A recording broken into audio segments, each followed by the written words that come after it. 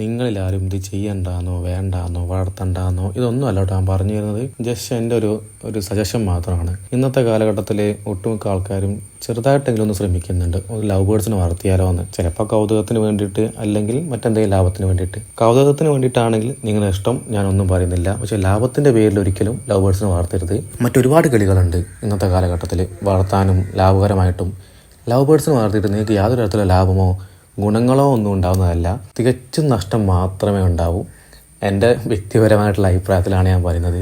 ജോഡിക്ക് നിങ്ങൾക്കൊരു 200 250 അത്രേ കിട്ടൂ. പക്ഷേ അവറ്റകളെ വളർത്താൻ ഈ പണമൊന്നും പോരാ, കുറച്ച് കൂടുതൽ വേണ്ടി വരും. അതുകൊണ്ട് തന്നെ നിങ്ങൾ മറ്റ് കിളികളിലേക്ക് നോക്കുന്നതാണ് ഒന്നും കൂടി ബെറ്റർ എന്നാണ് ഞാൻ പറഞ്ഞു വരുന്നത്. നിങ്ങൾ ചിന്തിക്കുന്നുണ്ടാവും ചിലപ്പോൾ ഇവറ്റുകൾ തെന മാത്രമല്ല തിന്നുന്നുള്ളൂന്ന്. ശരിയാണ്, ഇവർ തനേ തിന്നുന്നുള്ളൂ. മറ്റെന്തെങ്കിലും ചോറെന്തെങ്കിലും തിന്നാന്നുണ്ടെങ്കിൽ നമുക്ക് അഡ്ജസ്റ്റ് ചെയ്യായിരുന്നു. ഇതാവും തിന്നുന്നില്ല, തെന മാത്രമേ തിന്നുന്നുള്ളൂ. അവിടെയാണ് പ്രശ്നം.